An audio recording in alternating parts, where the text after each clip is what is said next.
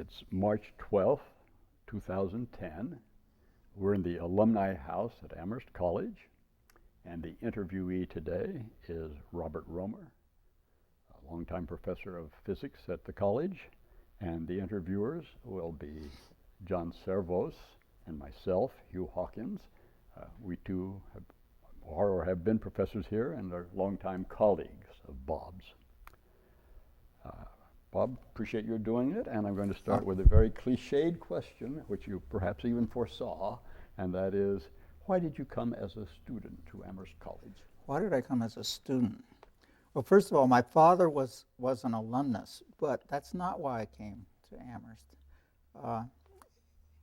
If there was any one single thing, it was because of a wonderful 7th grade math teacher I had, Robert Broish, who at the time, which was 1942 or so, was an enemy alien teaching in a private school in Cambridge. And 7th grade math was a wonderful experience. At the end of 7th grade, I heard from my parents that Mr. Broish was leaving the school. And I'm told that I went to my room and said I wasn't going back to school in the fall because Mr. Broish wasn't going to be there. And he was going to Amherst College. I couldn't understand why he would leave this wonderful school and go to this little college somewhere. And that was definitely a reason for coming here as a student. So you're following fascinating. Okay. So let's get you in your undergraduate experience. I honestly don't know, were you here before or after the installation of the famous new curriculum? I was a freshman in the 2nd year of the new curriculum. What was your experience with that famous program? Well, the physics part was, and the math part was pretty easy, I must say. English 1-2 was a real challenge. Like a lot of students, I never really understood what was going on.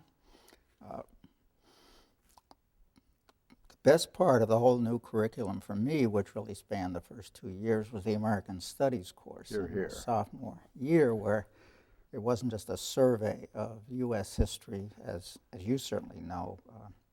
Every 2 weeks we had a question, and we had to answer it.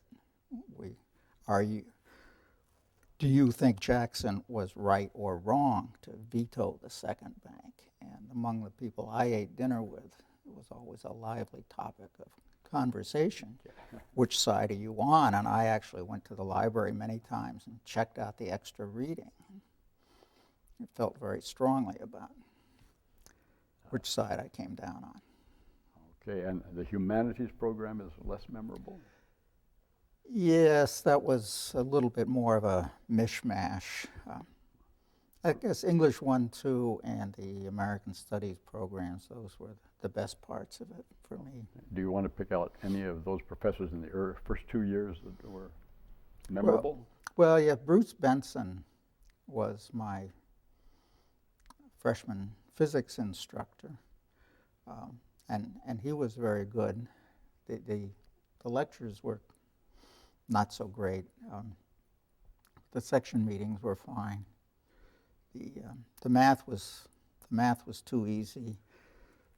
Actually, I won't go into who my section instructor was in American Studies, but the discussion sections there did not work very well because there was one particular classmate of mine, whom I will not name, who dominated those discussions, and the professor didn't know how to control this. So those are kind of a waste of time. But a familiar nightmare for many teachers. Okay, and you declared a physics major early on, after 2 years? Well, whenever I was supposed to. I think I knew from time I was in grade school that I was going to be a physicist. I'm not sure how I knew, but it was the right thing for me. And I assume you were in an honors program and wrote a thesis? Oh, yes. Was the subject of later significance? Or? Well, it was a good undergraduate thesis. I tend to be long-winded. It was one of the thickest we still have in the department office. We have departmental copies of all our senior theses, and mine is embarrassingly much thicker than almost any other one. Oh, Okay. Well, I'm. But I learned to. I spent a lot of long nights in the basement of Fairweather working on my thesis. Okay. I should really leave the physics science side more to John Servos, but I don't want to leave your undergraduate years without talking about your extracurricular activities. Well, what were my extra?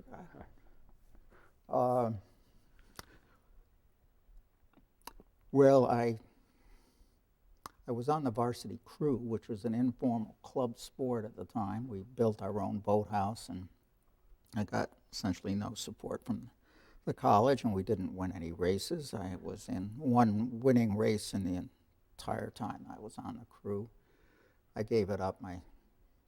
If you look, I've never been taller than 5'7" or so, which is not typical crew height, but I was very strong. The crew coach liked my puddles, which is a technical term for when you take a stroke with the oar. There's a whirlpool that goes twirling off the end of the oar, and the coach, who is watching from a boat nearby, can see who makes the best puddles. So I enjoyed that. I really didn't do extracurricular activities. Physics was pretty much my thing. Okay, but you were in fraternity I life. was in 2 fraternities, actually. My freshman year, this was just at the time when the fraternities were getting rid of their discrimination clauses. And several of my friends and I deliberately joined a national fraternity, Phi Gamma Delta, which had restrictive clauses, because we were going to participate from the inside in getting rid of discrimination. And after a year and a half, it became clear to me that this was moving so slowly that I wasn't likely ever to see it happen, and I resigned from that fraternity, and later I was expelled from it for trying to resign. How convenient. Yes. And then I was asked to join what was then Phi Alpha Psi, which had been Phi Kappa Psi, and as a chapter famous event in Amherst history, was expelled from the National for having pledged a black student. Had that already happened before you became a member? Yes, it happened. Tom Gibbs, who was the black student in question, he was one class ahead of me. So it had already happened. But I was in there when we took the second black student, and I remember discussions within the fraternity. Well, we took the first one. Let somebody else take the second one, or we'll just be stereotyped as the black fraternity. It'll be all black before you know it. But we did prevail on that. We took the second black student. Somebody else took the third black student, and so on. So, saying extracurriculum, how about social life? Did you date? Did you go to parties? most of which were unsuccessful. Finally, I had a blind date, which was very successful. It turned out to be the girl I married. That's right. I had hoped that we would talk a little about both your wives. Maybe this is a good time to say something about Diana and her remarkable career here. Well, after I joined the faculty, after my first year in graduate school, Diana Haynes graduated from Smith, and we got married and lived in Princeton. And when I joined the faculty, it was, I think, Diana's first experience with being a faculty wife. Of course, there were no faculty husbands in those days. Indeed. Was when she got a letter telling her that she was now a member of Ladies of Amherst and that she was on the cookie committee, which as I recall, she declined to join. But faculty wives generally didn't have jobs at that time, but what they did do, many of them, was to join the Amherst League of Women Voters, which Diana did and continued to be active in all the rest of her life. She went on she ran for town meeting in Amherst. We have representative town meeting, as you know. The The first time that Diana ran for town meeting, she lost. She was the only person in town who lost. There happened to be that. Oh, That was that few embarrassing. candidates. It was something like 120 candidates or 120 slots to be filled or 121 candidates, and she lost in our precinct. That was, but she went on from there. She got elected the next time. She was appointed to the Finance Committee. She became chair of the Finance Committee, and I guess it was in '75. She had the temerity to run. And there were two openings, two male incumbents running, and she decided to run for selectman and won. Okay. And she was then a selectman for 6 years. She was chairman of the board of selectmen.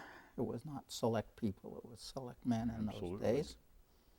And she was an expert on town finances. She probably knew more about local taxes and so on in Western Massachusetts than anybody else around.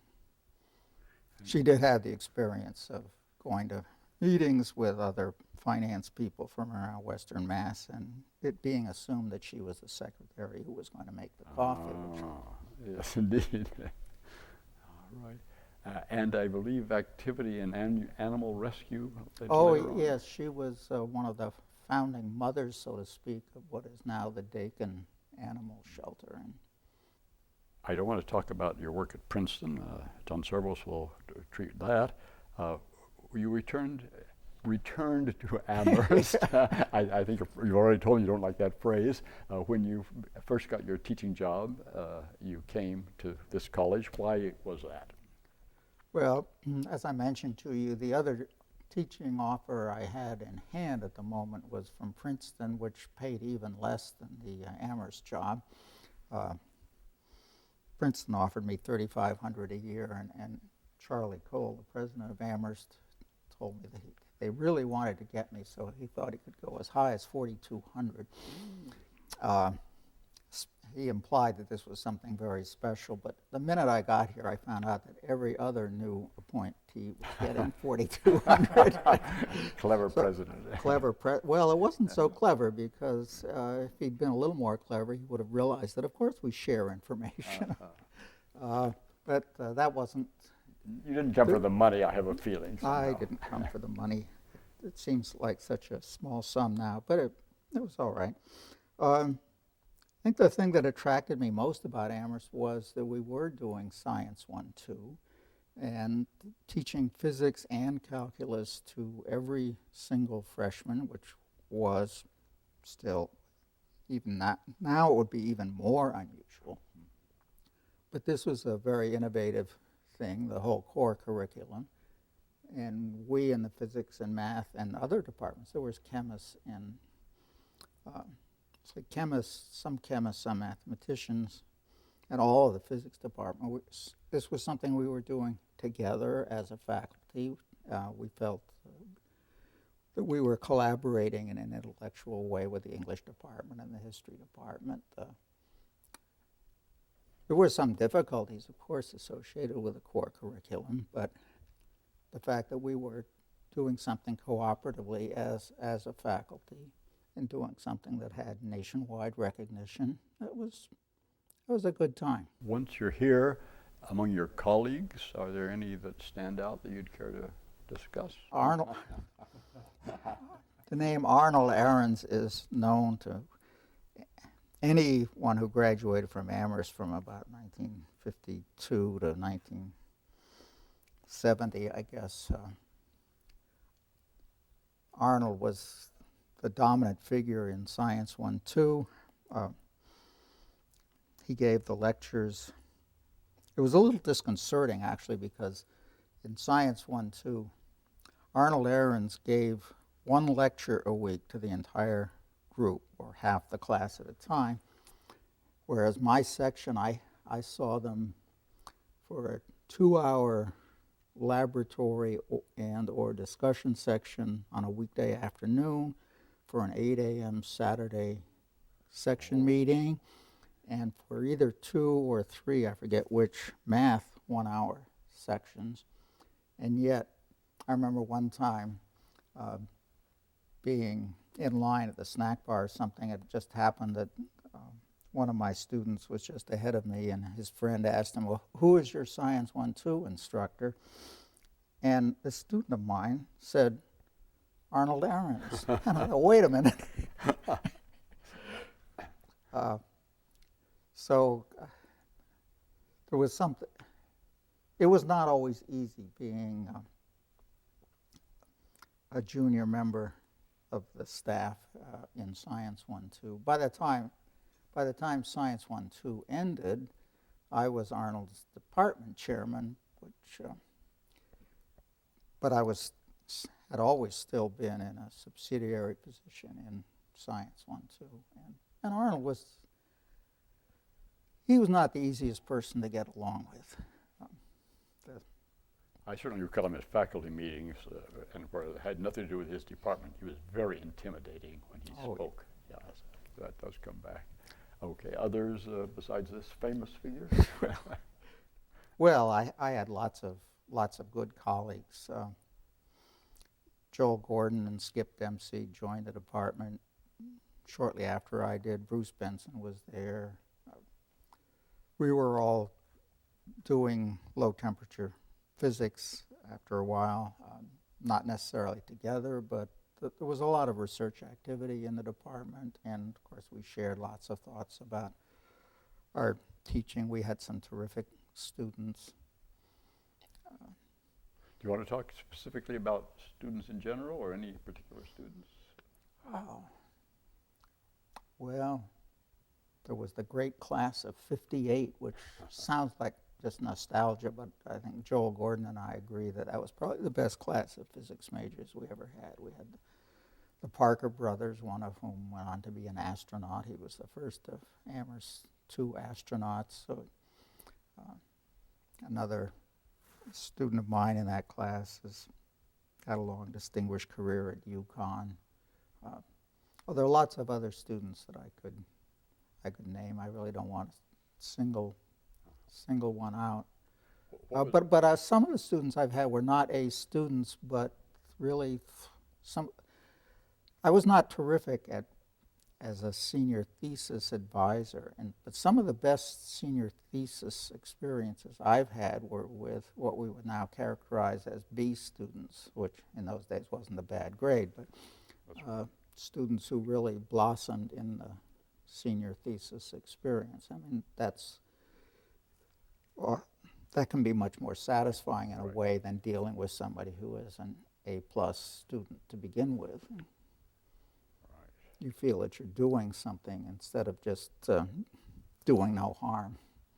Yes, you refer to B students, but in fact in those days, as I recall, we graded 0 to 100, and people would make 78 and 79, and 81 would be quarreled about.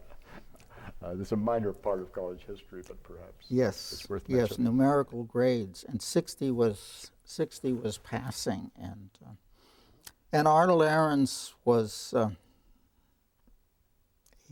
he would give grades in the 30s if he thought. Okay, and now you talked a little about President Cole. Could you tell us more about your general relations with the administration, the president, the deans?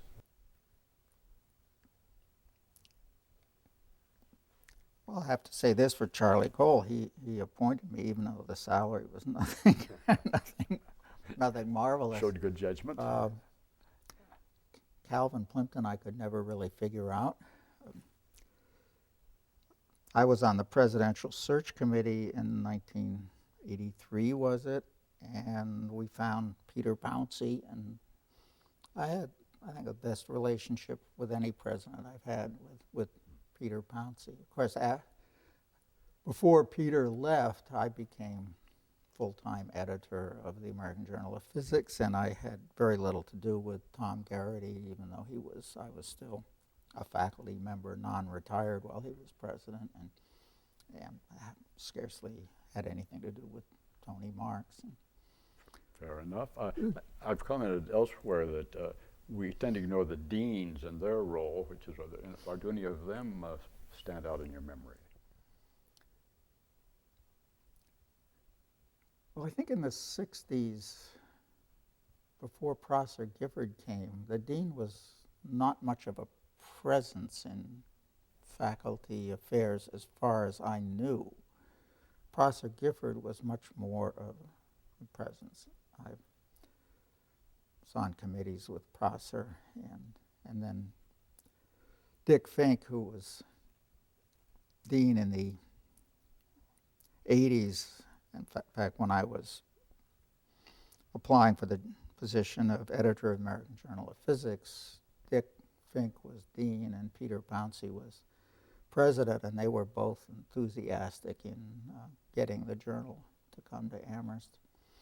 And then later, like Lisa Raskin, after I retired, and Lisa was extraordinarily supportive in getting the college to do more in the way of recognizing the fact that emeriti exist and have interests and can be useful to the college. And Greg Call has continued that. Since I retired, I've continued to get travel support to physics meetings, and went to a physics meeting about 2 weeks ago in Washington during the snowstorm, and travel expenses paid for by the college. And I think that's largely because Lisa took the initiative with a little push from me, I think, to get that to happen. You care to tell us why on that trip to Washington you were allowed into the Oval Office in the White House? I wasn't really allowed into the Oval Office. I got in there, I got my head into the Oval Office. That was if Obama had been there in the office that afternoon, I wouldn't have made it into the West Wing. But my daughter-in-law, Christina Romer, is in Barack's cabinet now, and she gave me a private tour of the West Wing. It was kind of exciting to have Christy look in there and say, well, when I meet with the president sits there, and Biden sits there, and Larry Summers is there, and I'm here. And at the AUP and such gatherings, you'll hear about their role in governance of the faculty, that they should play a role in governance. And here at Amherst, I think that generally is valued. Do you feel that you have played a role in the governance of the college? For my first 15 years almost on the faculty, I was hardly on a committee at all, which was a blessing. My department chairman, Ted Soller, protected me from being appointed to committees. But then later I did get elected to the Committee of Six. I think the first time happened when Bill Ward was president. I happened to be president of the local AAUP chapter, and I had done some research on the trends in faculty salaries in the 70s. And Bill Ward, at his instigation, I think the agenda item for the faculty, questions for the administration, was introduced. And the first faculty meeting where this was on the agenda, we got to that point, and President Ward said, well, are there any questions for the administration? I was hoping somebody else would ask the first question, but nobody did. So I asked the first question, and it got a rather cool response from President Ward because the implications of the data were critical to the administration. But I asked the question, and President Ward took it, and then he said, are there more questions for the administration? Now I really waited because I did have a second question that I had to ask. So I asked my second question, and I certainly wasn't campaigning for the Committee of Six, but I think probably my asking the first two critical to the administration questions, I expect that played a role in my being elected soon thereafter to the Committee of Six. I suspect you're very, very much correct, knowing the psychology of those votes. In fact, sometimes people have been accused of campaigning for the Committee of Oh, Six yes. by challenging the president. This does not sound like you. Well, I did challenge the president, but I wasn't campaigning. Okay. That was a very important time in the quarrel about faculty salaries, and thank you for your part in that work. In the long run, it was very successful, and salaries did rise then later. The salaries did go down steadily in real dollars during the 70s. I guess I was promoted to full professor about 67 or 8, and I remember 10 years after that time, my salary in real dollars was less than it had been when I was first promoted. But the faculty, I mean, we're busy with other things. We don't stop to think, well, I got a little raise. And we're a little slow on arithmetic sometimes when it comes to our personal finances. And I don't think we realized that our salaries were going down. Of course, as you may remember, in the early 60s at least, the Committee of Six played much less of a role here. They were not involved in tenure decisions even. But by the time you were on that committee, it was considered Oh, yes. rather powerful. Oh, yes.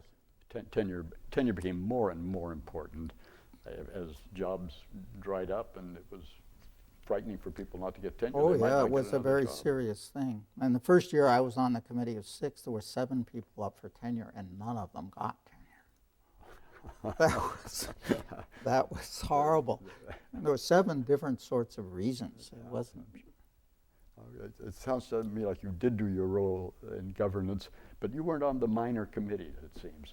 CEP, you were not on the college council. I was. You were? I was, yes. How did that go?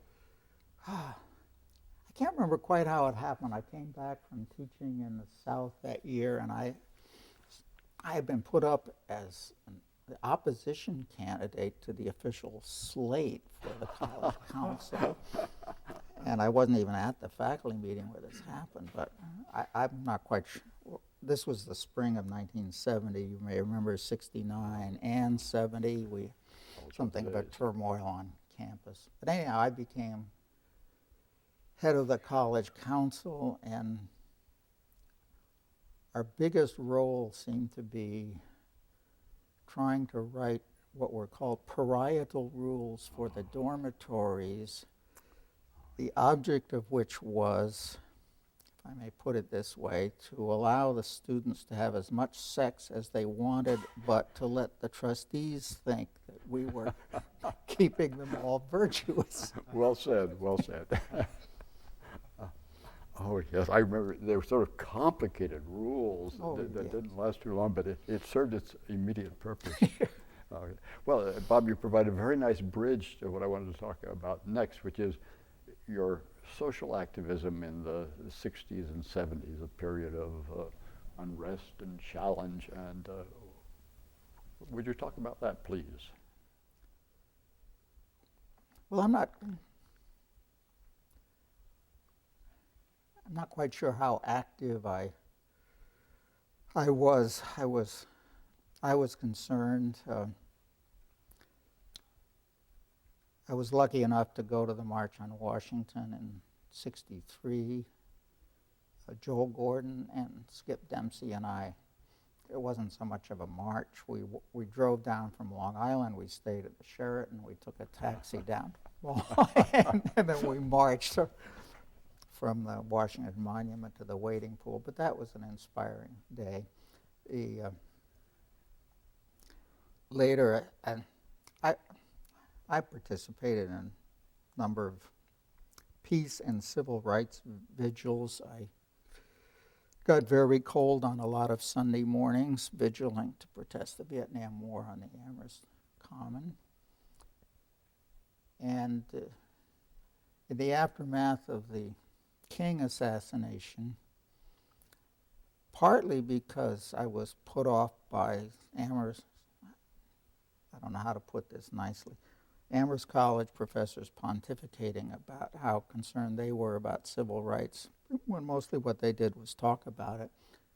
I decided to explore the possibilities of teaching at a black college, which I did, but only for a year. When I went to South Carolina to teach, I really contemplated the possibility of making a permanent career move. It turned out that that year, 69, 70, at our campus in particular, was such that it was impossible to remain at that college. It was kind of a scary time, actually, to be a do-gooder white liberal teaching at a black college in South Carolina, which is my least favorite state. But that particular college, there's no way I could stay there, and I really couldn't inflict those schools on my kids. That was not good. So, but for a year, your children did go to school in South Carolina, public school? yes. Well, this sounds pretty active to me. And after retirement, your interest in African Americans and their problems did not go away. No, I sort of stumbled into what's become another career.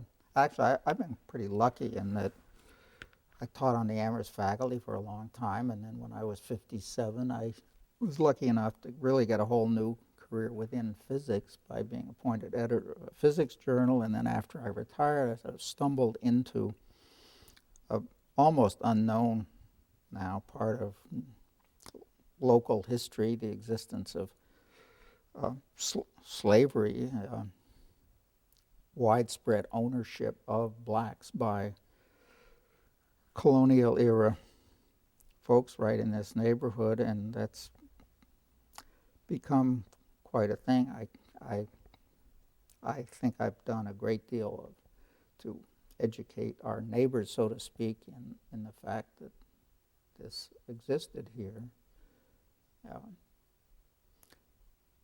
And as you know, I've just recently completed a book,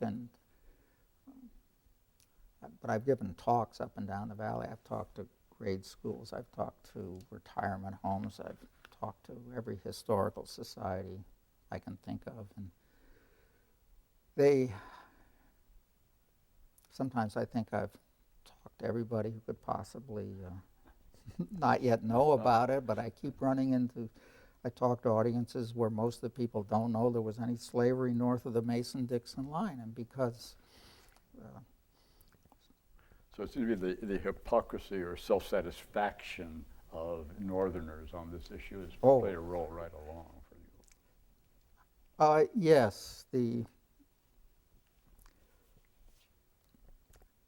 I have most of my book is concerned with slavery as it existed here in the 1700s, but there is a subsequent chapter in my book that I call the 1800s deliberate amnesia, where we like to look back and we like to remember William Lloyd Garrison and Sojourner Truth and the Massachusetts 54th Regiment and how abolitionist all our ancestors were, and one way to make us feel better about that has been to forget what happened here. I'm not trying to make people feel guilty, but I do think that slavery is a much more central feature of American history than most of us ever learned in school, and we're still living with the legacy of this institution, in my opinion.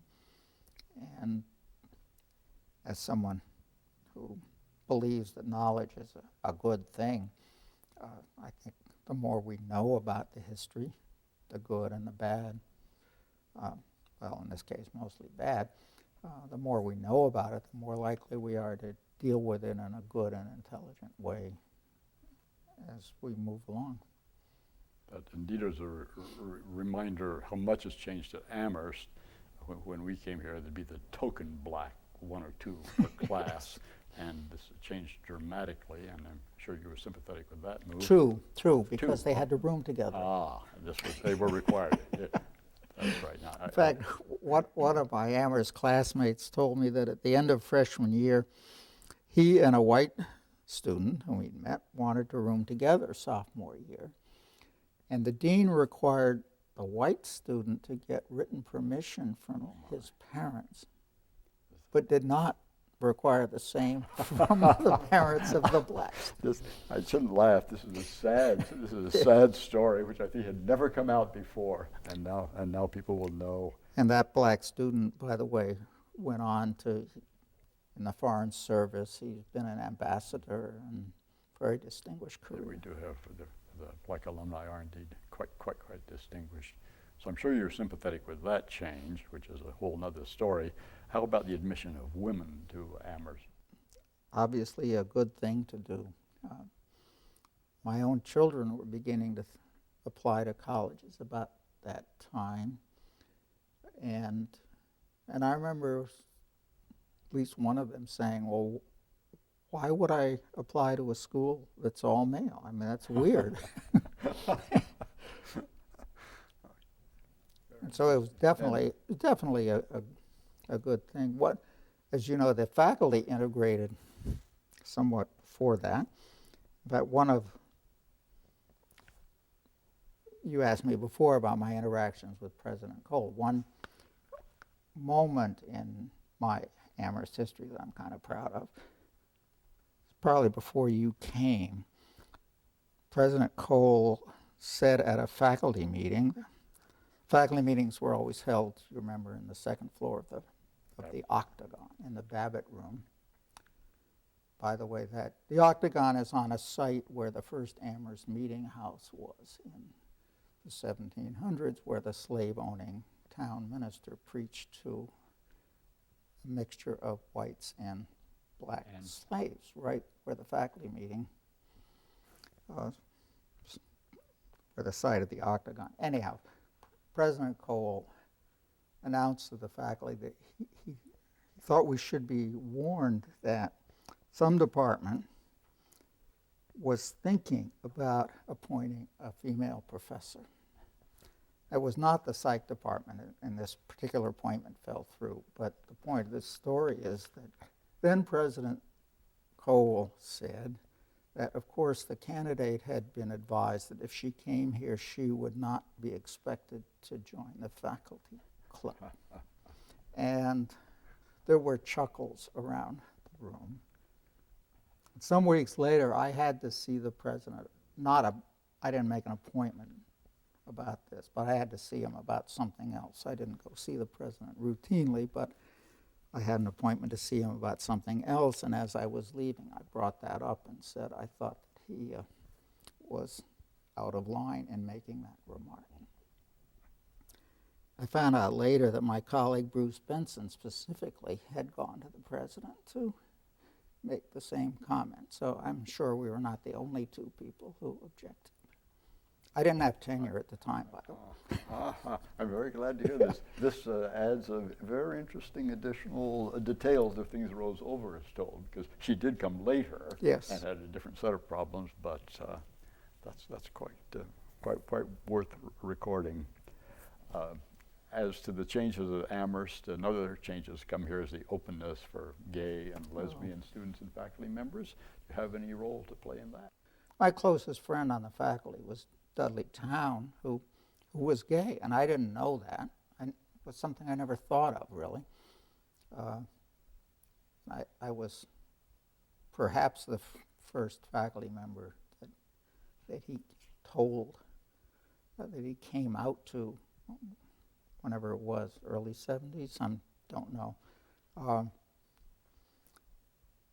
But he was a really close friend, a colleague with whom I shared much more my teaching experiences than I did with other people. And he called me into his office one day, and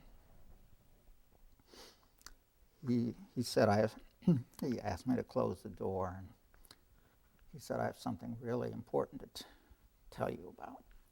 And he started to say, I want you to know that I'm a member of one of the most persecuted minority groups in the United States. And I was just about to say, Dudley, I know it's tough being a diabetic, but aren't you being a little bit overly dramatic? Uh, but I realized what he was going to say before I said that. Later, I told him what I had been about to say. Thought it was pretty funny. But I realized that all those years that he had been gay and afraid to say so, and probably, certainly in the early years when Dudley was here, if it had been known, he would have been out of a job instantly, as some people were. And I can't imagine what it would be like to be a faculty member thinking every day, this might be the day that they find out and my career is over. And as I said in reading the faculty minute for Dudley, I believe, you might correct me on this, but I believe that he was the first faculty member who came out to the college community and did not get fired. I think that's generally, I feel sure that's true. I don't think any other faculty member ever voluntarily come out, but people where this embarrassing fact came to the president, knowledge of the president, did depart quite abruptly. What else? There's a lot to talk about. I said in some of our email exchanges that you have had two wives who had outstanding careers, and we've talked about Diana. Betty Steele, who is your wife now, she should be interviewed in her own right, yes, admit, but maybe say something about her role and your connection to her. Yes, Betty Steele was director of our computer center for a long time, and then Betty Romer became director of our computer center. Because she was Betty Steele, and now she's Betty Romer. She came here part-time when computing had barely begun here, and she had two young children at the time. Then she eventually became director of our computer center, which she was for a long time. I mean, she's effectively been in charge of academic computing here from, I guess, the late 60s until 96 when she did retire. So she's seen a lot of changes in the role of computing. When she, for many years, it was only the scientists and then a few economists who had any use for computers. And of course, we were quite resentful when some people started writing their history articles and their English notes on the computer and interfering with our uses of it. But in the early years, the Amherst computation facility, besides slide rules and desk calculators, was a telephone line to Dartmouth, and you could go to the basement of Chapin in the early hours of the morning and slowly get your output on a roll of this disgusting yellow paper. And now, of course, computing dominates the college. If the email is down for half an hour, people go crazy. And everybody has to have a website, and students, if you let them, I'm glad I don't have to deal with these problems. Students are texting each other during your classes. But she's overseen that. She was an extremely good manager of that. She was very creative at getting good students to work for her and giving them enough free rein so they could be and were very creative without at the same time accidentally destroying the system and bringing the college to a halt. She has really overseen dramatically the influence of computing and the internet and email and everything else on the college. Well, in my own case, and I am one of those historians who came late to it and then finally did a book through that route, she was extremely helpful, and I could back up everything you say. Her work with the students, saying to them that this might be wrong and you might laugh at it, but you never laugh at the users. And being a user who needed all the help he could get, I really appreciated that. Okay, now in the non-scientific side, which I was trying to cover here, what have I left out that you would like to have on there for posterity? You want me to tell you about my tenure process? Yes, That's that would be early very history. much worth hearing. Well, after I'd been here about 5 or 6 years, my my wife, who read the rule book, said this is the year they should consider you for tenure. And I said, really? And Diana said, well, yeah. and Those were the days. and so I wasn't really uptight about tenure at all. I mean, I wasn't that I was 100% confident that I would get tenure, but at that time the job market in physics was such that it wasn't going to be the end of a career if you didn't get tenure at your first job. So I approached my department chairman and pointed out this rule to him, and he more or less said, what's your hurry? And I said, no, the rule says you should consider me. So some months later, he very nervously called me into his office, and he said, well, the senior professors have been discussing your role in the department. And it was very clear he didn't want to talk about this at all. So, this is probably bad news. But eventually said, we've decided that we'd sort of like you to stay. And then he said, but if you'd like to, you don't have to. No slavery here. And then he said, and I mentioned this to President Cole, and he said it was okay with him. And that was it. They didn't even ask me for a CV. They didn't ask for outside references. They didn't ask me whether I had published anything since I joined the faculty. There were no student letters. It was really quite charming in its casual approach, and much less time-consuming for everybody than the process that we have now, which is very elaborate. And I'm sure that injustices were done and bad decisions were made in those days, as they are now. But it was very different. The Committee of Six was not involved. I suppose he mentioned it to Dean Porter. But that's yet another revolution that you brought to our attention, the complexity of administrative procedures, and done in the name of fairness, openness. I'm sure you know two cases where somebody, just a good old boy who came back without any competition and stayed on even without perhaps great talent because made no waves. Certainly the research productivity demands on young faculty now are quite quite stringent in a way. Perhaps more so than is really appropriate at this institution. Certainly more stringent than they were. Indeed. I can recall one senior member of the English department saying to another, you don't have to write a book to stay at Amherst, but if you do, it had better be good, which in many cases would match. In fact, he maybe some wrote books that weren't very good and still stayed. Okay, that was well worth bringing up. What else is in your mind that I haven't thought of here? Well, let's see.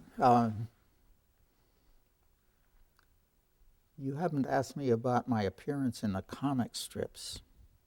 All right, Maybe let's have that story. How could I have left that out? Maybe. I think our most famous physics alumnus is Bill Amon, class of about 83 or 84, who went on to create the comic strip Foxtrot, in which quite a few Amherst professors have had cameo exposures. And I've been in there quite a few times as the bearded, as I was when Bill was a student, bearded, no-nonsense physics teacher with a desk cluttered with physics toys, who gives Peter Fox a hard time in his science classes, and in the high school that Bill Amon depicts. And some of my own lab notes that I've written for physics courses have been quoted verbatim in the comic strips. So that was sort of fun. And then there's Romer's Rule. Do you want to? Please tell us about Romer's Rule.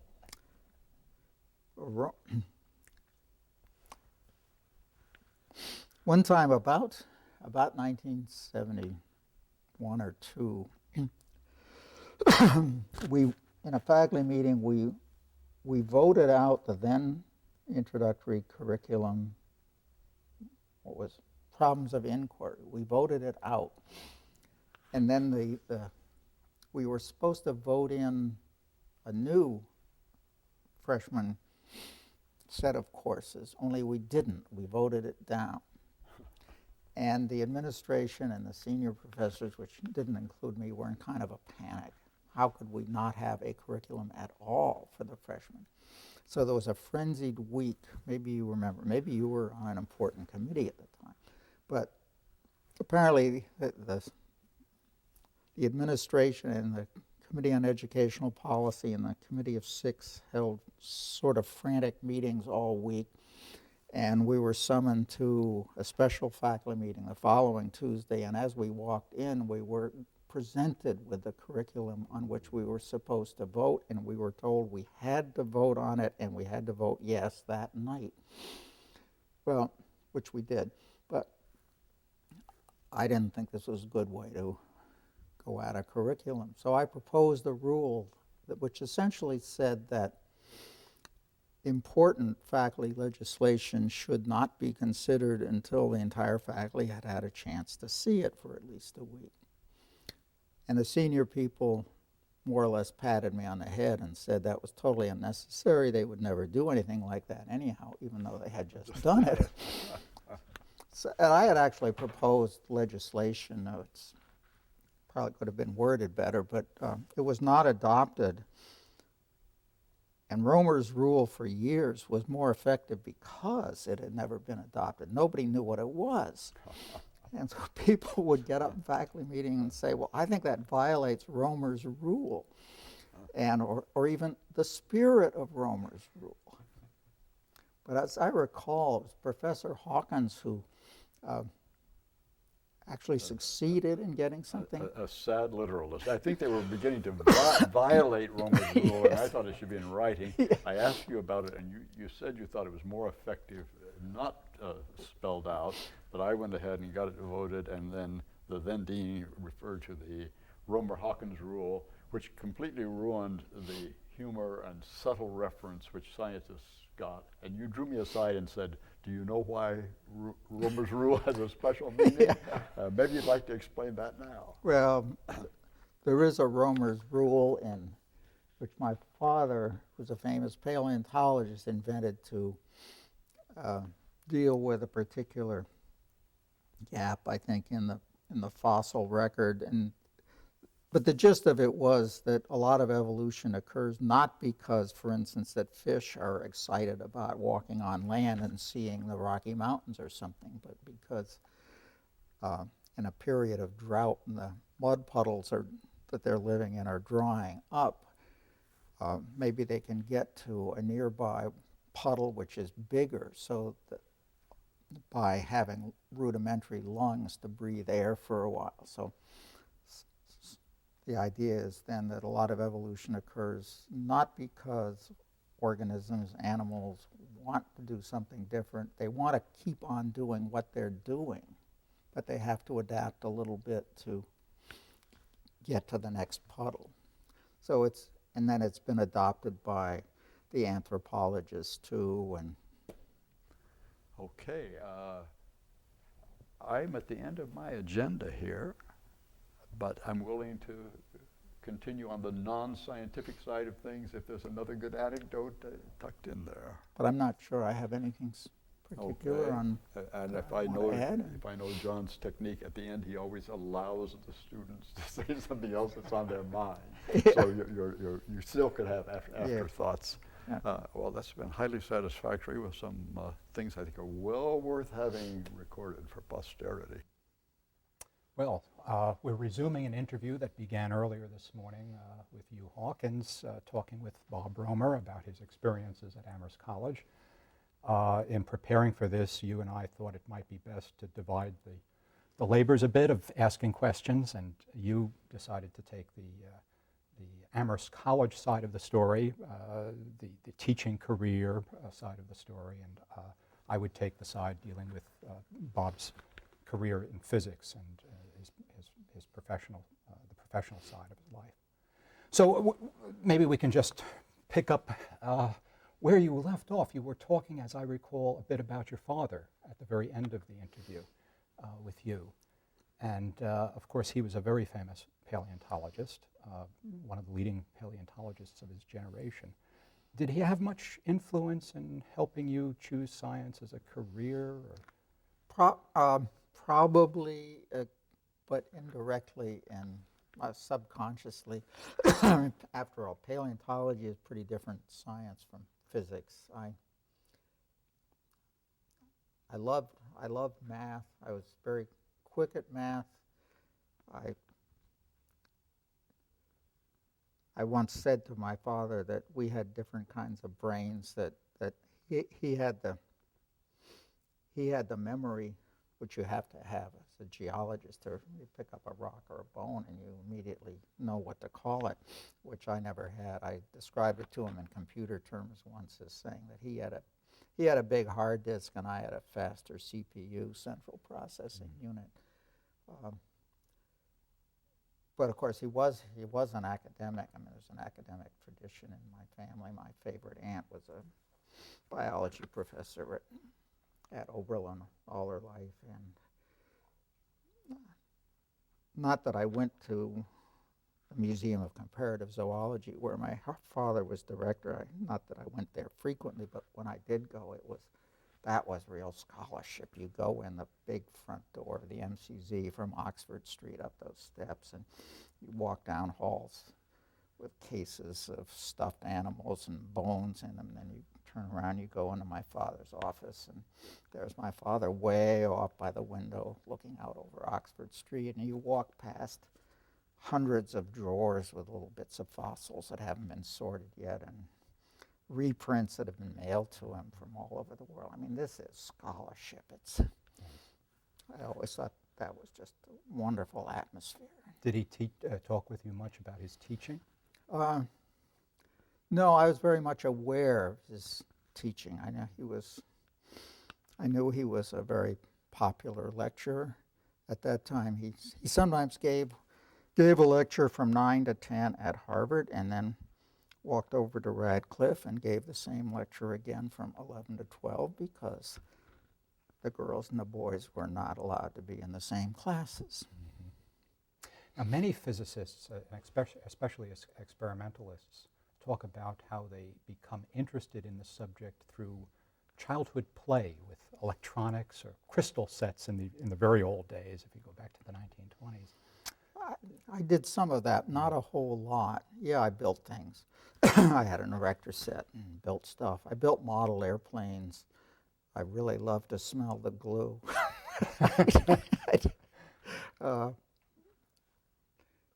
That was during World War II. I built a lot of balsa wood airplanes. I never really got in. I didn't get into amateur radio or electronics. I never did. I didn't join the radio club when I was a student or when I was in prep school, which I might have. I don't know. Physics always seemed like the right thing.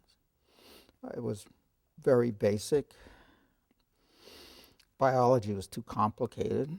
Chemistry was just smelly and explosive. And physics was the fundamental thing.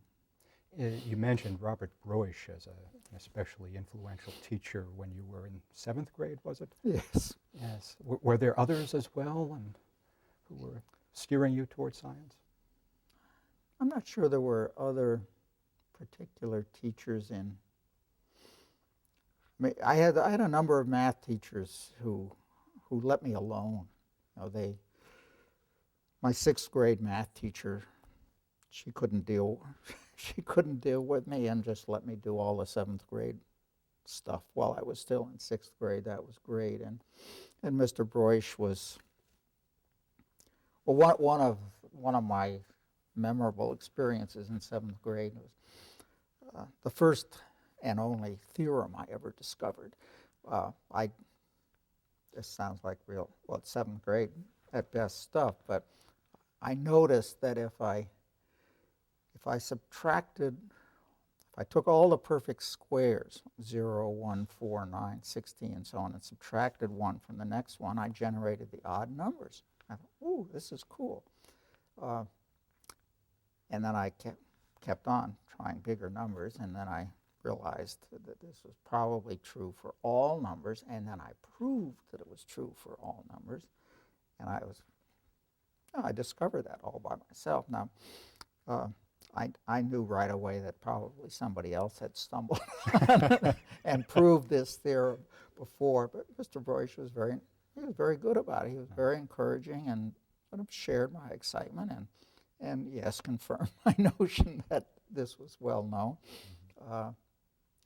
But that was, and one of the one most memorable day with Mr. Broish was a spring day, and in May, whatever year it was, 43, I guess.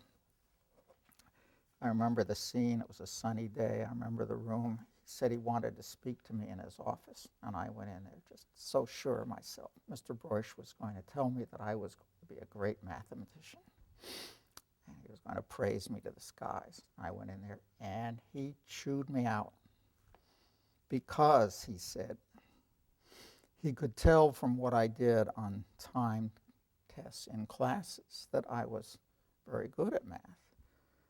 But my homework, he said, was clear that I hadn't put enough work into my homework, and that I was never going to amount to anything unless I worked a little harder. And I went into that office. Here's this man I worship, and he's going to praise me and tell me what a great career ahead of me. And instead, he lays into me for being lazy. I told him about that years later when he was a colleague of mine at Amherst. He did not remember the occasion, but boy, I remembered it. No doubt with a German accent. Oh, yes. Yes. Yeah, some of the other students in 7th grade made fun of him because they called him Hairbrush, and instead of Hairbroish, and some of them couldn't understand him, but if you took the trouble, you could understand him. And he had quite a story. He and his wife had escaped from Nazi Germany. They lived in South America before they came to the U.S., and he was an enemy alien. And then he was hired at Amherst to teach future Air Force officers, teach them meteorology of all things. Now, was there a time when you were at Amherst where you were thinking about math as a possible major, or was it always physics? I thought about switching to math. It was really always, there was a brief period of time, maybe a month, when I thought maybe I'll be a mathematician. But I had sense enough to realize that being a mathematician and really doing anything significant required a level of abstract thinking that I probably wasn't capable of. I didn't want to be a third-rate mathematician who never did anything in research. And in the same way in physics, I decided I would be an experimentalist. Not that experimentalists don't deal with theory and have to be knowledgeable about it, but to do if you're persistent and work very hard, you can do significant experiments even though you're not going to be a Richard Feynman or an Einstein as a theoretician. So I think experimental physics was the right thing for me. Yeah. There was no specific event that led you No. one way or the other, right? And teachers here, in addition, now Broish taught you in sophomore year math? That's right. And were there other teachers who were especially important to you in becoming a physicist? Well, actually, William Fairbank was another very influential teacher, very different from Robert Broish. He never prepared for class because he was too busy. He was not quick at mathematics, but he really understood it. We sometimes joke that he really didn't know how to differentiate a polynomial, but his enthusiasm for physics and his imagination was infectious, and he would I would come home from a class that he had taught in thermodynamics, say, and what the hell was he talking about? But he was so excited about it, it inspired me to sit down and figure it out from scratch. I actually wrote an editorial about those two influential teachers. They were both terrific in different ways. Robert Broish's clarity in math class was inspiring, and William Fairbanks' confusion was also inspiring. He gave you mysteries, huh? Yeah, he'd been up. He'd come into class. He didn't know what he was supposed to talk about that day because he'd been up all night looking for leaks in the vacuum system. So he would tell us how to find leaks in the vacuum system. Oh, you mentioned your thesis in talking with you, and you said it was a very long one, but you didn't tell us what it was about. Well, it was about nuclear magnetic resonance, which was quite a new thing at the time. This was, 1951, 52, and nuclear magnetic resonance was a discovery that came out of World War II, and first published in 46, I think. Ed Purcell at Harvard was he got the Nobel Prize for that. He shared it with Felix Bloch at Stanford. But this was all quite new. Not that anything that I did was revolutionary as a senior thesis, but I continued to do nuclear magnetic resonance. Now that's been taken over by the medical practice, the word nuclear, has been dropped. It's now MRI, magnetic resonance imaging. Right. So they don't use the word nuclear. Right. And who was your advisor? Bill Fairbank, who was here at the time. Yeah. Yes. And you got to know Purcell a little bit at this point?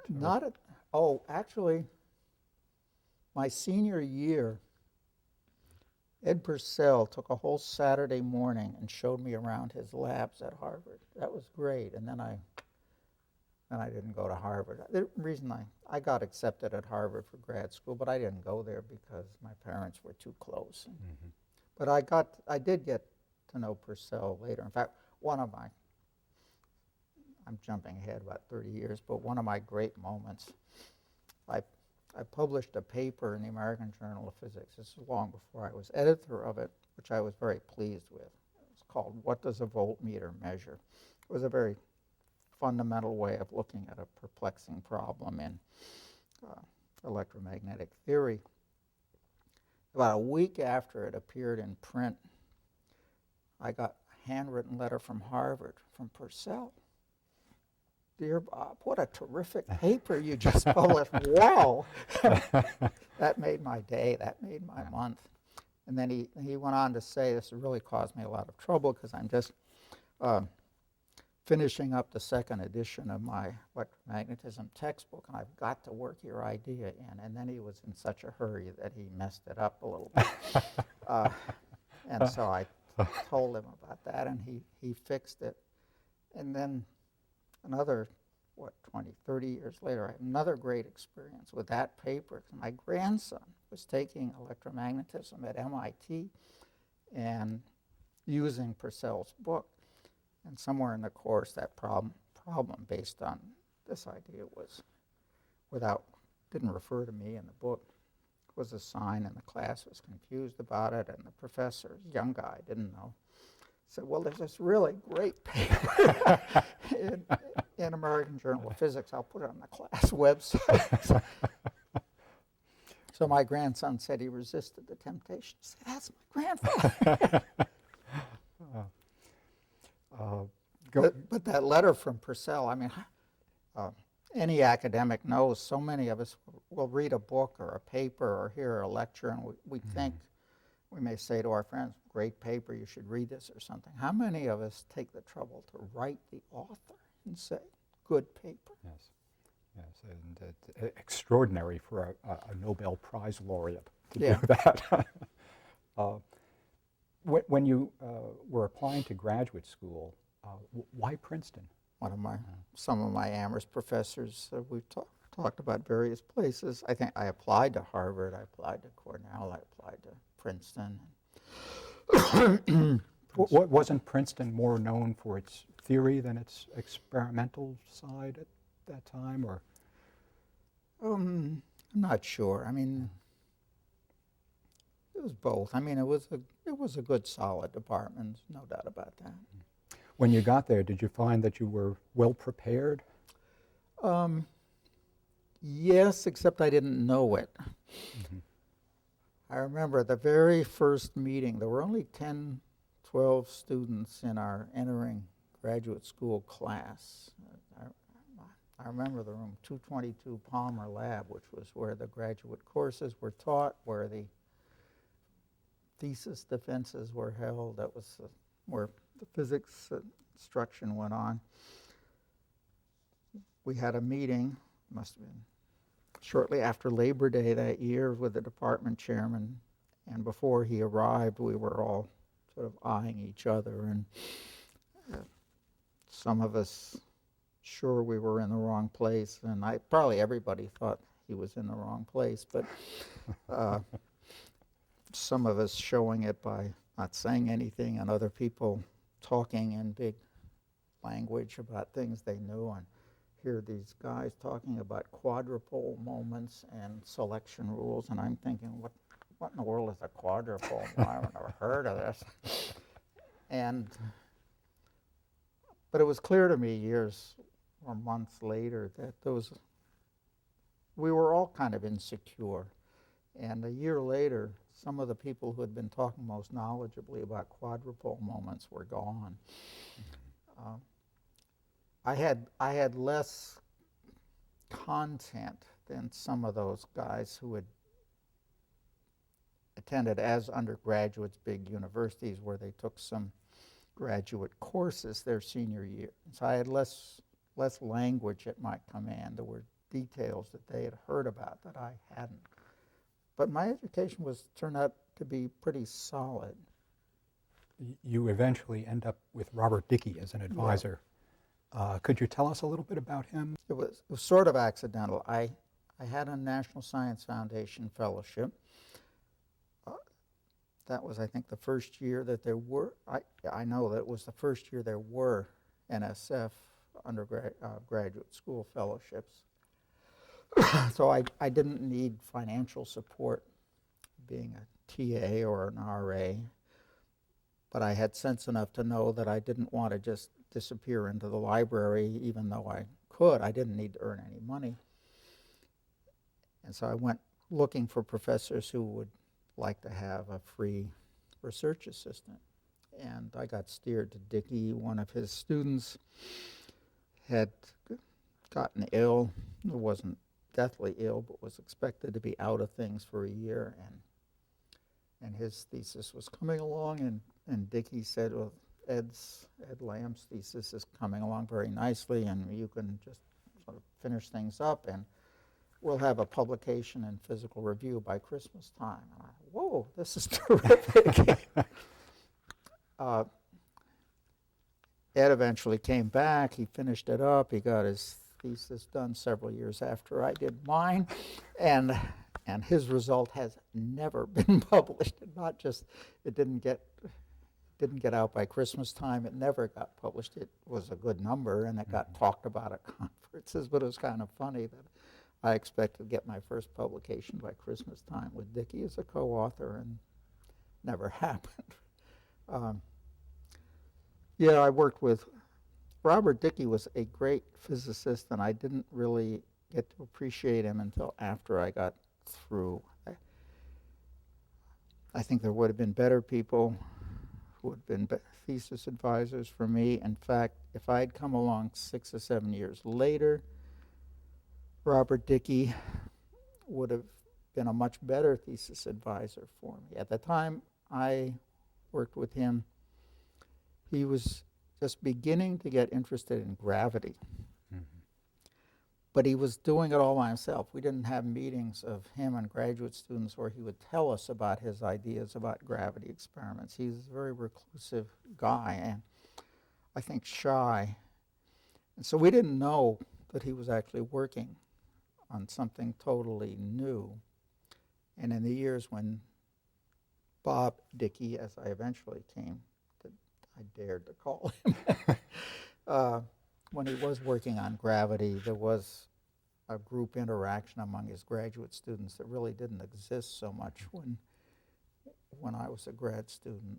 Actually, probably the best year I had as a grad student was last year I was there when Dickey was on leave at Harvard, and when we had questions, we would talk to each other.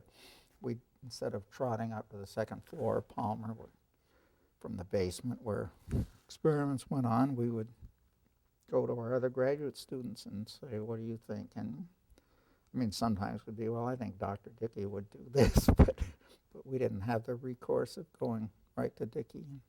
Now, Dickey had worked on the radar project in World War II, and I guess that was the impetus which led toward some of that immediate post-war work that eventually you become involved in on microwave spectroscopy. Yeah, I mean, a lot of the equipment we had was salvaged from the MIT radiation lab, which must have been a wonderful place. I mean, of course, they were, they sometimes said they weren't winning the war, but they were stopping the Germans from winning the war. And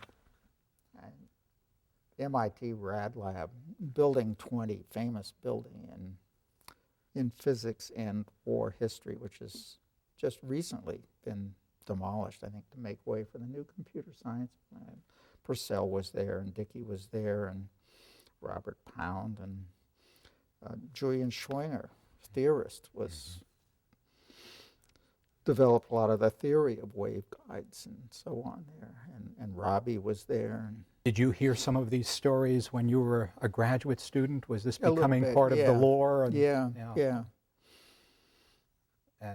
And your thesis, eventually you do publish that with Dickey, right? Yes. In Physical Review? It was a paper in Review of Scientific Instruments. It was another illustration of how naive I was at the time. When I started working on this with Dickey, he gave me some of his theoretical papers, so sort of background to this to read, and he said, and eventually he said there will be a paper on Review of Scientific Instruments on. And I didn't have the sense to say, oh, could I see the manuscript? Or even, is it done? Could I see a preprint? Instead, I don't know why I didn't say, oh, could I see it? Instead, every month I went to the library to look at the latest issue of Review of Scientific Instruments to see if it had been published. It finally was published. When it was published, I wrote it. Well, it's nice to have surprises now and then, isn't it? Now, you and I'm going to avoid the word return. You're is it better to say called back to Amherst? No, I was hired. I was hired because, well, they knew I existed. I was hired because I drank too much coffee one morning during the New York meeting of the Physical Society, and on my way from the lecture hall in Hotel New Yorker to the bathroom, I met Arnold Ahrens, who was returning also from the men's room, and we stopped to chat, and he said, oh, you're finishing up this year, and would you be interested in position at Amherst? That's how Arnold was acting chairman that year. Ted Soller, who was chairman, was away. What were your impressions of the physics department? Now, you'd known it as an undergraduate, and now you've seen Princeton's, and you come back to Amherst, and does it look different? But I wouldn't have come back to Amherst if it were not for the fact that serious research was going on among the faculty members, and that unlike a lot of other small colleges at the time, research was valued, expected. You didn't get tenure if you didn't do research. You weren't required to produce a certain number of papers per year. which you might be if you were in a university department. But research was important and encouraged, and the teaching was time consuming, but not so that you couldn't do research. But, And the department at that time was housed in Fairweather? oh yeah, Yes.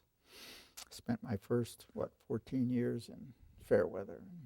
It must have been getting a little tired as a building, as a... Oh yeah, but well, we had no elevator. If you wanted to take equipment from the basement to the first floor, that was a major operation.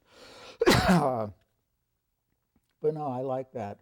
I was right under the library, though, and if any undergraduates were getting rambunctious up there, or sometimes even walking around, I'd have plaster falling on my desk. But but I like that building. And now you were teaching quite a few hours a week in the general education program, and I presume also offering courses that were for physics majors. And what was the total teaching obligation that you had? It was generally participation in the Science 1-2 plus one other course. I think the first year it was, I described earlier in this interview talking to Hugh Hawkins, a fairly substantial obligation in Science 1-2, plus teaching the senior modern physics course, which had no laboratory associated with it. And that was sort of typical. It came to something like 9 hours a week of class contact, or maybe even a little more. So there really wasn't a lot of time for research, I would imagine, given the problem sets that you must have been handling. And yeah, we did have undergraduate TAs who read the lab report, so we didn't do that. Other than that, yeah, we graded the problem sets and the quizzes and so on. But it wasn't that it wasn't. Well, one shouldn't think of teaching as honors, but it was a small enough number of hours so that yeah, there was time for research. now it's been a tradition, at least in my memory, for the physicists to work hard to enroll undergraduates in research projects that lead to publication. And the department has quite a record of that. Was that already the case when?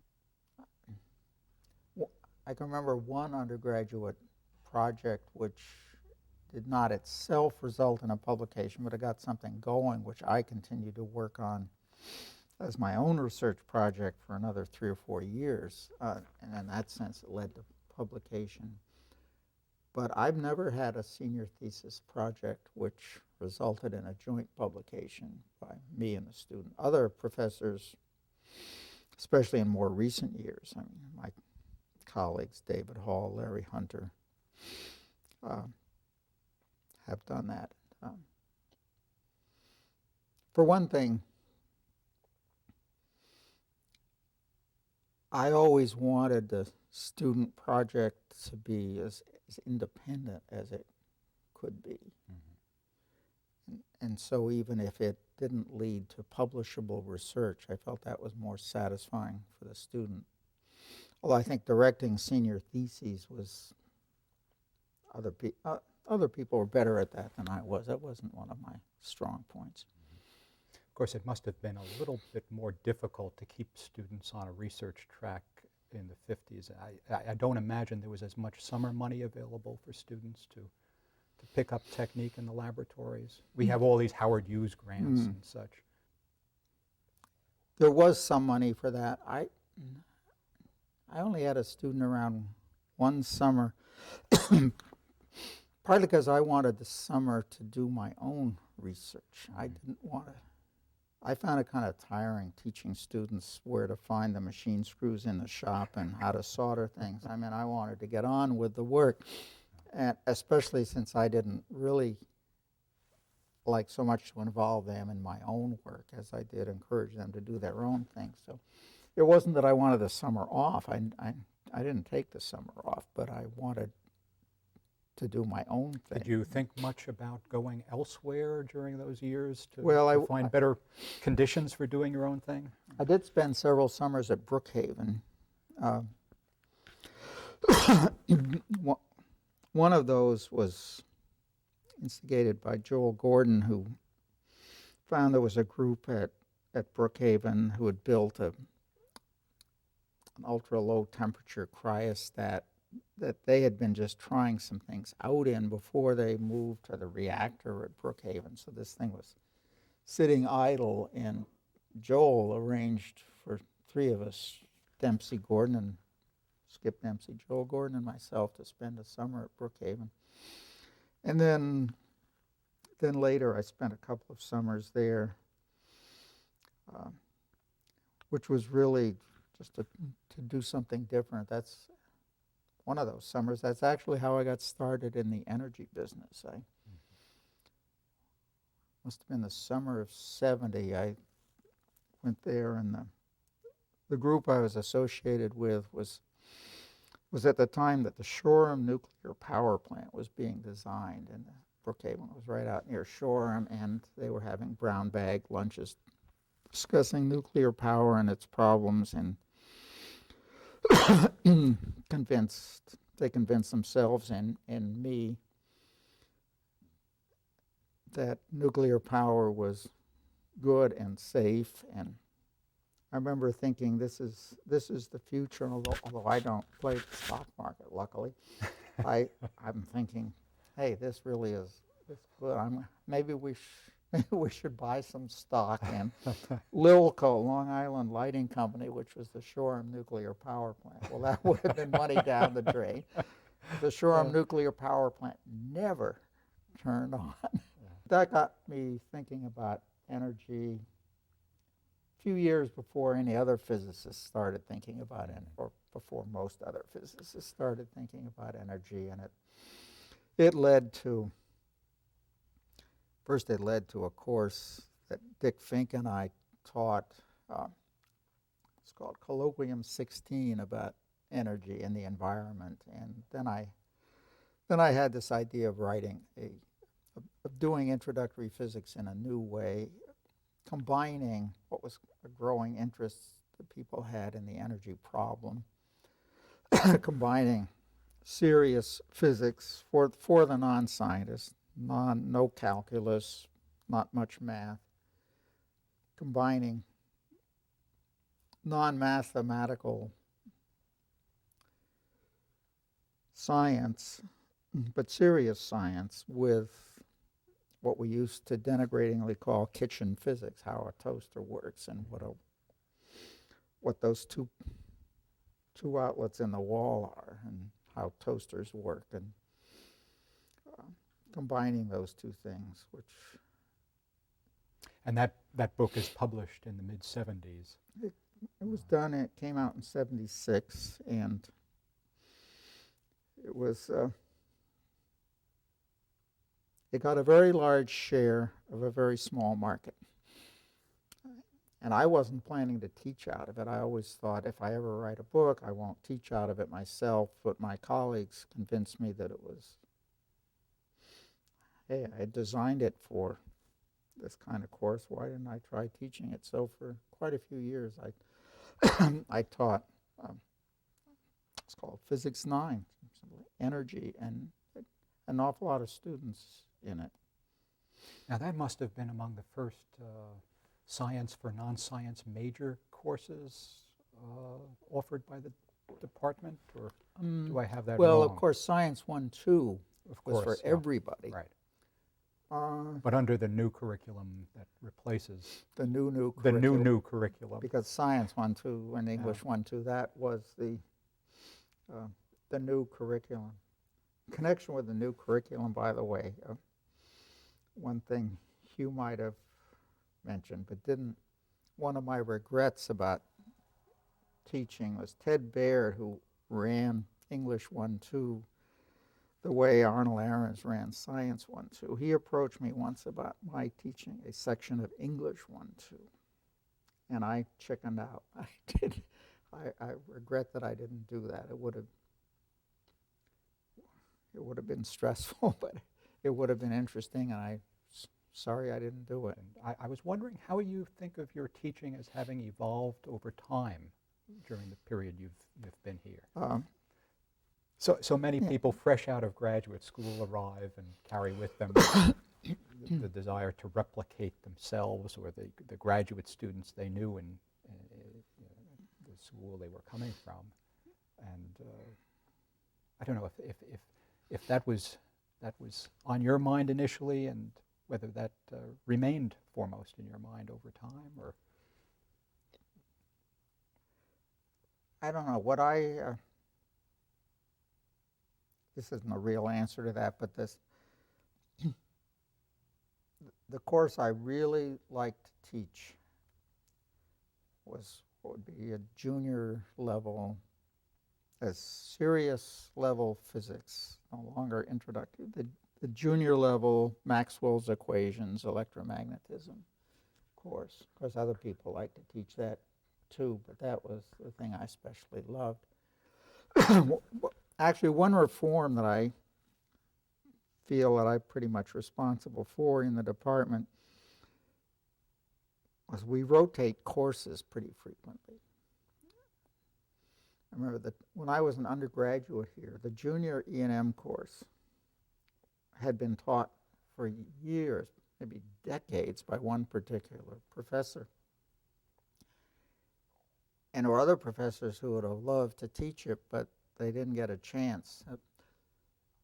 So I introduced what, very roughly, the following. If you teach a course year one, if you want to teach it again in year two, you have an absolute right to teach it, even if everybody else wants it instead. For year three, you have almost as much of it. For year four, you have no claim on it at all. If somebody else wants it, it's their turn. So basically, they're really attractive courses like that, the junior, senior courses.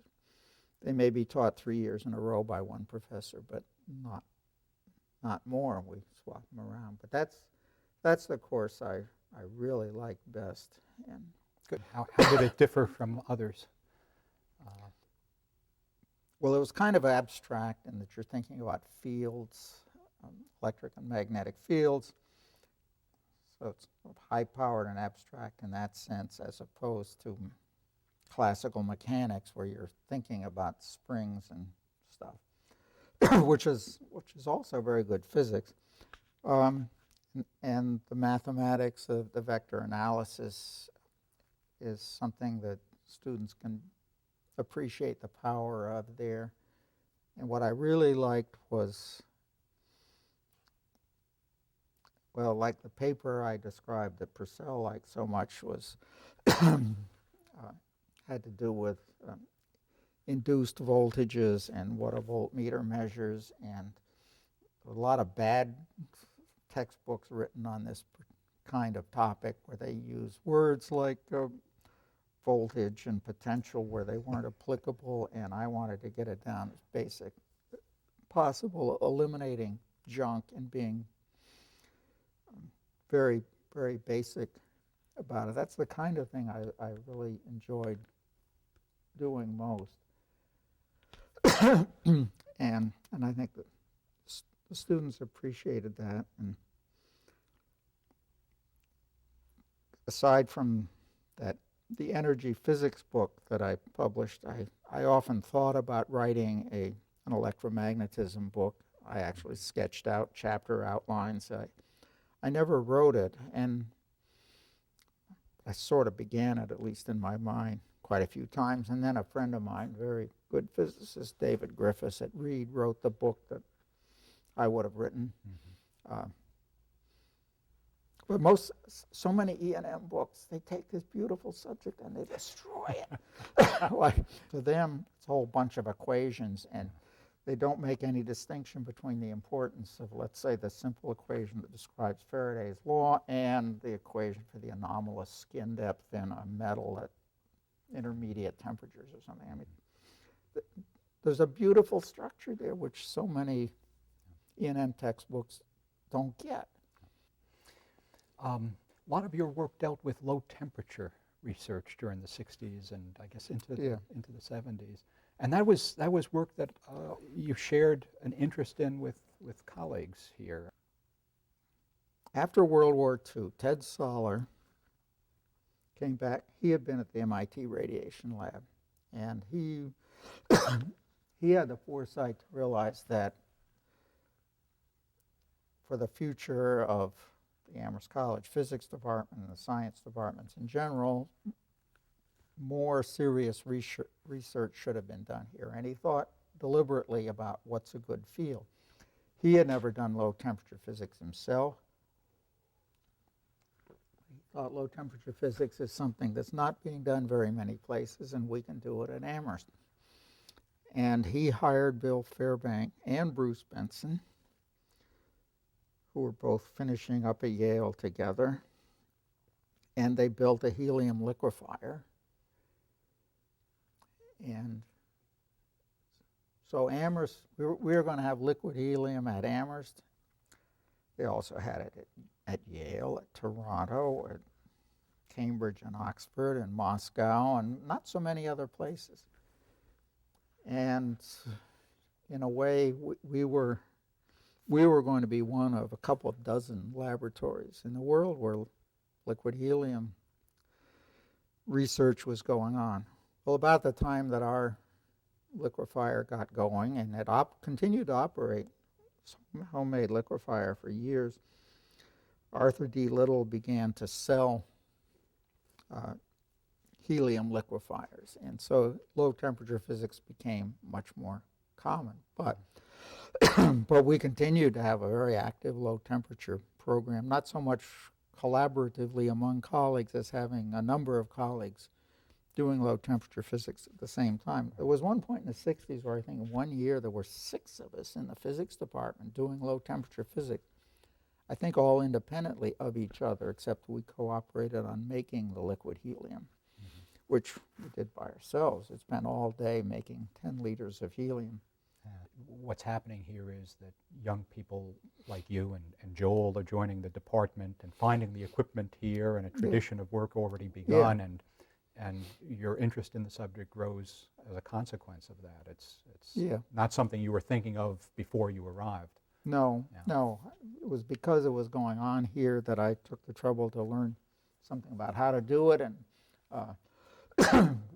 why I went to Duke the year that I did to do low temperature physics. And so all during the 60s there were quite a number of people, of course, working on it here. I mean, some of those folks were what we now call non-tenure track professors. They were here for filling in for 2 or 3 sabbaticals in a row. So you go to Duke because Fairbank is there, and you spent some time at Grenoble as well. I had a sabbatical. I went to the low temperature lab at Grenoble. I don't pronounce it right. Grenoble. No, that's not right either. But that turned out not to be terribly productive in terms of my research. It was interesting, living abroad, dealing with a foreign language, kids going to the neighborhood school. We lived in a little village 10 miles from the city, and we had a communist administration. We voted for president. We marked the ballot for LBJ under the watchful eyes of the communist mayor, who also made sure that we checked the box for John Kennedy, who was running for re-election.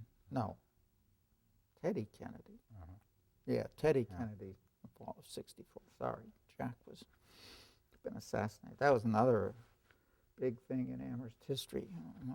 The work that you did there did not contribute notably to your development as a physicist. No. I didn't do much. I didn't do much low temperature physics after I came back from teaching in the South. I got sidetracked into writing about energy and writing and It's about this time you start to contribute regularly to the American Journal of Physics. Yes. That is to say, in the late 60s, 70s. Yeah, I was on the editorial board of the journal that I eventually became editor of. And then I was book review editor of it, and then I was very lucky in the late 80s when I had been involved with the American Journal of Physics and frequently refereed for it. I was book review editor of it. I cared a lot about the journal. It is unique as a physics journal. It's the physics journal that people actually read, as opposed to just looking numbers up in. And when I read that the current editor was resigning from it, having done it for 10 years, I cared enough about the journal so that I actually went through my entire Rolodex. Not that I have a Rolodex, but it's equivalent of a Rolodex in my mind, all the physicists I could think of who could be a good editor. I wrote to a friend of mine at Wesleyan. I picked one out of this group and suggested he apply. And I mentioned this vacancy to my wife and I guess one of my kids who was home, and they said, "Oh, you'd be good at that." Mm-hmm. Oh, and then I got a letter from the chair of the search committee saying somebody had suggested me, and I mentioned that letter to my wife, and she said, "Oh, you'd be good at that." And I thought, "Oh, yeah, I would." Mm-hmm. Although I actually had no idea whether I'd be any good at it or not. I mean, it was a real adventure because it's totally different. I thought I might do it. I cared enough. So I was very relieved when my friend at Wesleyan said that he didn't want to apply because by that time I wanted the job. And that was, correct me if I'm wrong, but it would have been a pretty unusual step for a member of the Amherst faculty to commit himself or herself to editing a journal at that point, right? I mean, the college didn't traditionally support those kinds of enterprises. Right. But they did this. Yes. Peter Pouncey and Dick Fink, they both wrote for me. Peter Pouncey lied enthusiastically for me. In fact, Peter's Arnold Ahrens, I used him as one of my references, even though he and I had fought vigorously sometimes when we were teaching a course together. But I always used Arnold as a reference when I was applying for things, and I always got them. But I also used Peter Pouncey, and Peter sent the letter of recommendation he was writing. He sent it over for me to look at before he mailed it. I don't do that with letters of recommendation. I was sort of nervous about this. The things he said about me were so nice, I didn't want to change them. I did correct some of his grammar and spelling. And I gave it back to Pat, what's her name? Peter's. Pat Mullins. Mullins, yes. I gave it back to Pat Mullins, Peter Pouncey's secretary, and I told her about this, and she told me later that she discreetly fixed the spelling and punctuation, and Peter signed it without reading it. You were just showing yourself to be a good editor, right? Yeah. I had to do quite a bit of that as well as criticizing the physics while I was editor. Yeah, but they were very supportive in arranging the finances in an attractive way, providing space, in renovating a couple of rooms in the science building at great expense. But that all worked out fine. It was a good deal for the society that owns the journal. They paid some of my salary. The college paid some. My colleagues were very supportive. And you edited that for 13 years? Yes. Yes. Was there an initial term, and you were renewed? Well, technically those 3-year terms. I mean, the understanding always was, I mean, they could fire me at a moment's notice if they wanted to. And I didn't have to fill out a 3-year term. When I did give it up finally, it turned out I loved doing it. It was never easy, and for the first summer, it was terrible. Why was that? Well, I mean, it was terrible in the sense that I didn't know whether I could do it. Manuscripts came, sometimes I would go to bed at 2 a.m. thinking, what have we actually accomplished today? Well, we've logged in the mail. We haven't done anything with the mail. I was developing a computer database, which I'd never done before, to keep track of these things. I had nightmares about mail trucks full of manuscripts coming at me. Eventually, I got more relaxed about that. I found out that I could do it, and I could do it very well, and it was very stressful. I had difficult authors. I had controversial manuscripts, but I got to deal with a lot of interesting people. But my plan always was to retire from the editorship before I really want to, instead of getting to a point where they're all saying to each other, doesn't he realize it's time to go? And during those 13 years, I'm sure there were big changes in the journal. And would you want to describe some of the things you wanted to do and did, and maybe some of the unintended outcomes? Well, one of the things I didn't succeed in doing, this is a journal which is not it's not a hardcore research journal. It's not Physical Review, which is sort of the standard American physics research journal. If my colleague Larry Hunter ever really proves by experiment that, to use the technical language, that the electric dipole moment of the electron is non-zero, that'll be on the front page of the New York Times. It'll be in Physical Review letters, maybe Science. We wouldn't have published it. Well, we would have, really, if we would have found a way, but it wasn't for new research results. Ideally, it's for review articles. It's for new ways, for instance, of looking at what does a voltmeter measure, to look at one of my favorite papers again.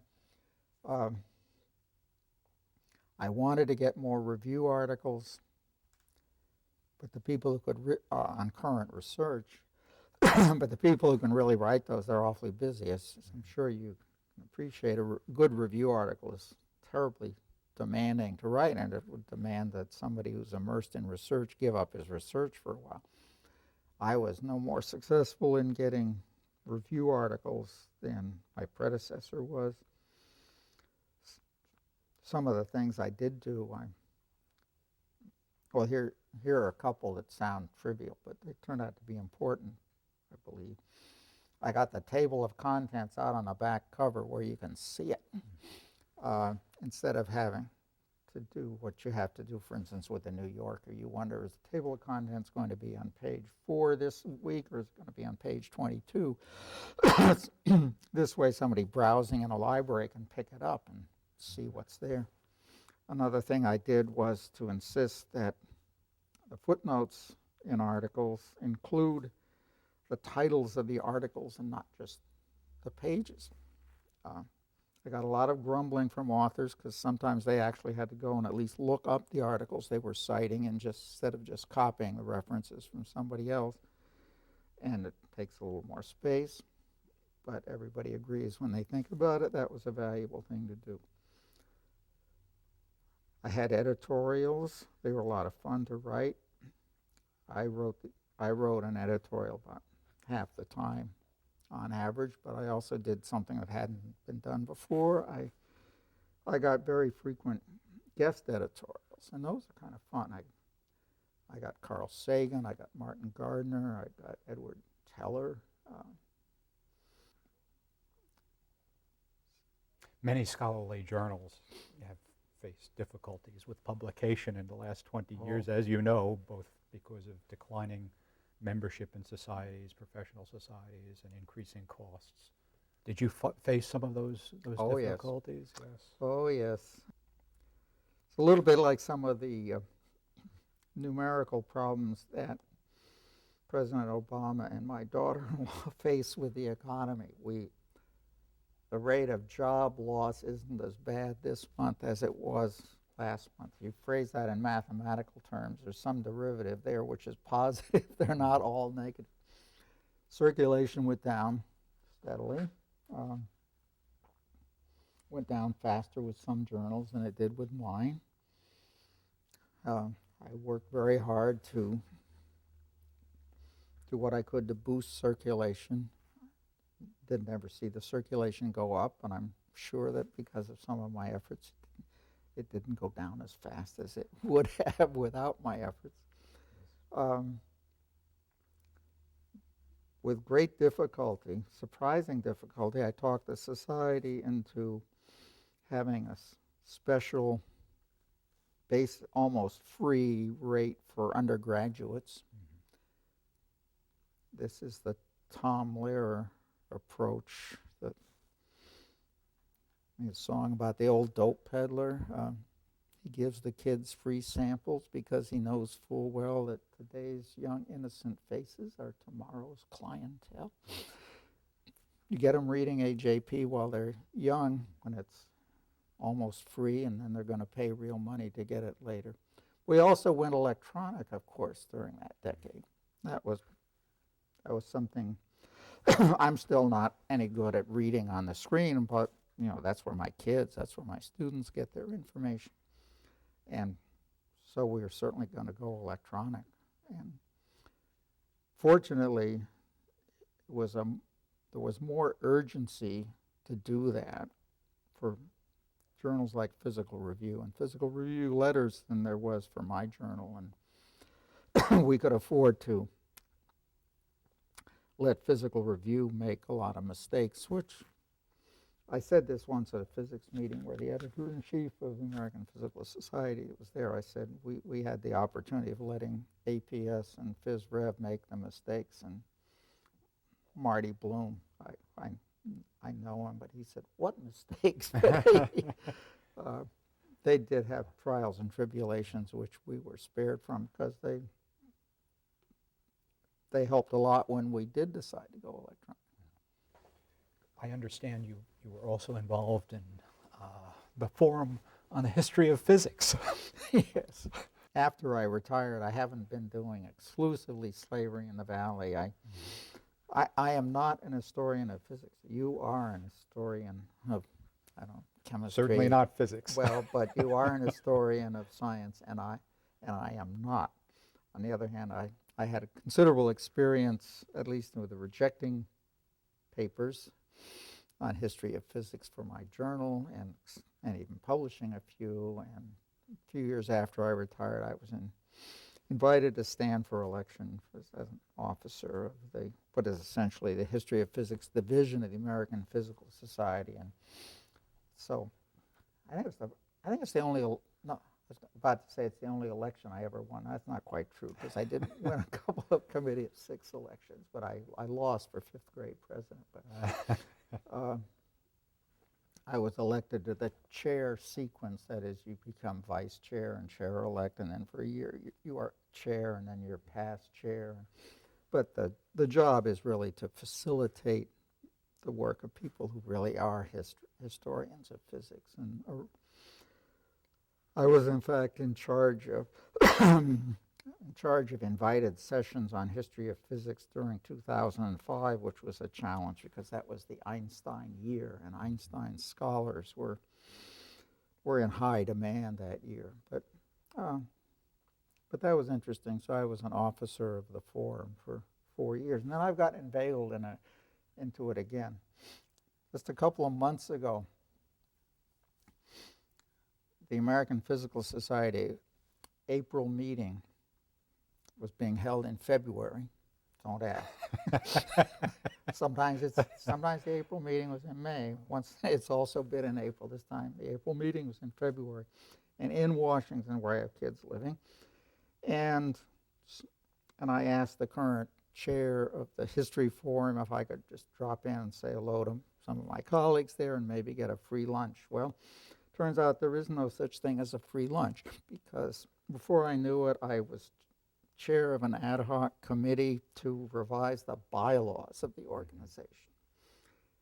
And I did go to the executive board meeting a few weeks ago, And I didn't even get the free lunch because just as it came to be my turn on the agenda, the hotel staff brought in the lunch. Everybody else was happily eating their lunch. By the time I got through with what I had to say, they were insisting on clearing away the plates. But I have been semi-involved with them even after my 4 years was over. Before we close, I would like to ask one question about the department, and that is, it seems to me that physics has been unusually successful in maintaining a cadre of faculty who are both excellent teachers and not just committed to research, but just outstanding at it. People with international reputations. Yeah. And that's really astonishing at a small liberal arts college. So I guess the question is, what's the secret? How is the department managed to attract and keep scientists of that caliber? Well, we have worked at it. Yeah, we have some. I mean, right now David Hall, Will Loynez, Jonathan Friedman, and then now a little bit older, Larry Hunter. Terrific group of people. Will is a theorist, the other three are experimenters. Although I should emphasize, in case anybody's watching this who doesn't understand physics, an experimental physicist is not just a tinkerer who plays with erector sets. I mean, you can't be a good experimental physicist if you don't understand and deal with theory pretty seriously. Well, the college has always been good at providing space. These kids have been pretty good at getting grant support. Larry has to spend a lot of time reapplying for his grant extensions. In Larry's case, when he was applying, he came here for a visit at winter day in, I don't know, 82 or something. I could see that he was really terrific researcher, and I advised him not to come because I laid out some of the difficulties, and you don't have graduate students, and you have undergraduates who can be very helpful, but they keep disappearing. They graduate, which is not really fair. And you don't get any special breaks from the National Science Foundation just because a liberal arts college is a nice thing. You're competing in big time. And I advised him not to come, and then I turned around, of course, and tried to do my best to persuade him to come. And the clincher was that after a day of talking to us, he wanted to go for a walk down the bike path in the snow, and I loaned him my boots. He and I were talking about this just a few days ago. I think that was very helpful in getting Larry to come. I loaned him my boots. And then a couple of years later, he had a 10-year offer from University of Michigan, and we fought that off. We got an early tenure decision. Peter Pouncey fought with some people who said, well, we don't do tenure except in October. And I remember I was on the committee of 6, and at that time I wasn't allowed, as a member of the department, I wasn't allowed to say anything in the committee of 6 meeting, and it was very frustrating because I had people saying, well, you know, what is this dipole moment of the electron that he's trying? Is that he's just measuring that because nobody's bothered to measure it before? Fortunately, Dick Fink, who was dean, knew about the significance of Larry's. But I remember Peter Pouncey, I think he pounded on the table. Peter said, there is nothing more important to this college than the quality of its faculty. We're not going to let some rule like that keep us from getting to Larry. But also at that time, I told Larry that forever and ever, if he wanted me to read drafts of his papers or grant applications for content or for style and spelling, I would do it. And because I'm a much better speller than Larry is. I mean, I'm only partly serious about this, but things like that. I mean, we worked very hard to keep those guys, and we're very lucky. We got 3 young guys who all got tenure 3 successive years, and we were a little nervous about that. We feel conspicuous in that, to our regret, we're about the only department on campus that does not have a tenured woman, or even currently a tenured track woman. Well, you've been concerned about women in physics for quite a while, Yeah. and not just on the faculty here, but in the student body as well, among the majors. Yes. One of the first editorials I wrote in AJP was about the dearth of women physicists. It's not just an Amherst problem. It's physics has about one of the poorest records of getting and keeping women as any discipline. But getting back to retention, you were offered positions elsewhere during your time here. What led you to turn them down? Yeah. Mm. Well, I was certainly tempted. Most of as other people like Larry Hunter have been tempted. I mean, universities with graduate schools, that is where most of the frontline research is going on, and I did get restless and think, wouldn't it be great to have graduate students? What kept me here? In a way, Amherst is things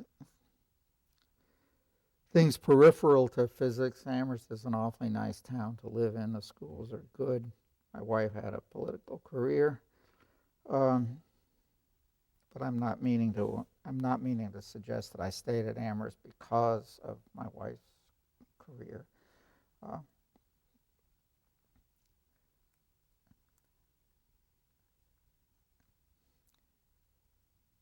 I think because what I have really liked to do best